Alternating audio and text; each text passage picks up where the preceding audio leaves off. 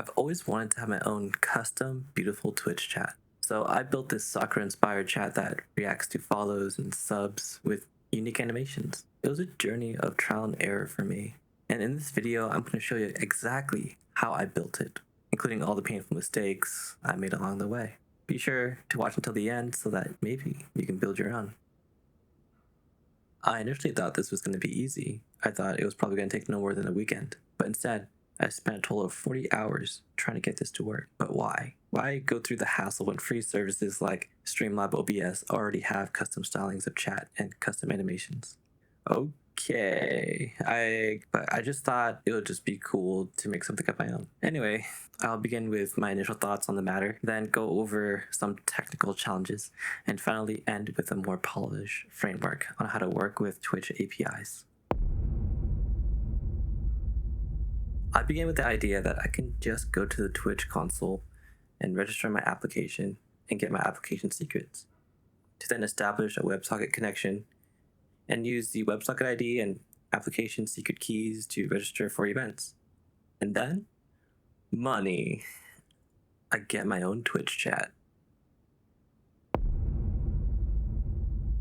The software architecture is pretty simple. I'll use the Next.js full stack framework, using Framer for advanced custom animations and Tailwind for CSS styles. I'll also be using the React WebSocket library to handle the reactive nature of Next.js.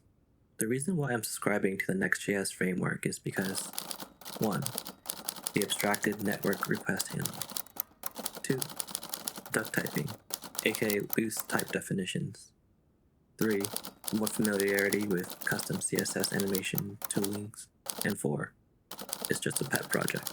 I just need a proof of concept.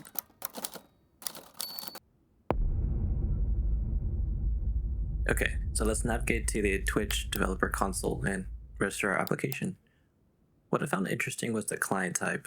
I didn't know what the difference was between confidential and public, so I think I just went confidential. Authentication is important.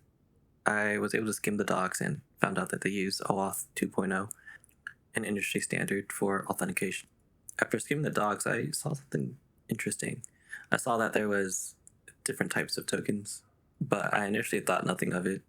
They did mention something of some APIs need user access tokens and others need app access tokens, but I didn't think twice about it. I was happy I was able to get my app registered, and I moved on with designing the front end experience. So for my Sakura inspired Twitch chat, I wanted petals to fall down from the top. And so I thought I could just use React and CSS, but it turned out to be more cumbersome. I don't know, if you have a better way of doing this, let me know in the comments. But for now, let me walk you through my code. I initialized an array of size 10, and then I use this map feature that React has to generate multiple divs for each petal. The cumbersome part came when styling. As you can see on the bottom right-hand corner, there was multiple child elements here. So when you're trying to add more petals, you have to style them individually. I did not like that. So I looked for different solutions. And this is where I came across Framer. Framer was actually one of the only solutions out there that I found easy to programmatically generate CSS. So after some experimenting, I switched to Framer, leaving me to reject version 1. After seeing the programmability of Framer, it taught me to think a little differently about CSS animations, that is. I thought I could stack all the animations in one div, but that wasn't the case. I had to use this technique called currying to create these animations. By splitting pieces of the animations into their respective divs, I could nest them together to then have them combine into this homogeneous petal animation. And this is how I did it. If you were to imagine your screen as a grid where the x-axis is the width of your screen and the y-axis is the height, you can see that from 0, 0, it starts at the top left-hand corner and increases positively for both x and y as we move towards the bottom right-hand corner. After creating a shape, I could place this shape on anywhere on the top of the screen by setting y equals 0 and x random from 0 to the width of my screen. I then made a Sakura petal by playing with the border margins, and then animated the Sakura petals to fall by initializing top to be 0 vertical height and animate to have the property top equal 100 vertical height. And since I want this animation to go on a loop, I set the transition properties to be linear and infinite. To make the petals fall a little more realistic, I programmed it to sway. By initializing and animating translate X, rotate Y, and rotate Z, I can have this petal sway more naturally. Alright, now to the fun part. How did it take me 40 hours to get this to work? I think it was partially because the Twitch API documentation wasn't very nice. And also, I was more confused about how to prompt the APIs than how to orchestrate this all together. I knew I wanted to do WebSockets, but most of the documentation isn't on WebSockets. It's actually on webhooks, and that was something I didn't want to do. Stubbornly, I didn't ask anybody on any forums about how they did WebSockets for Twitch APIs.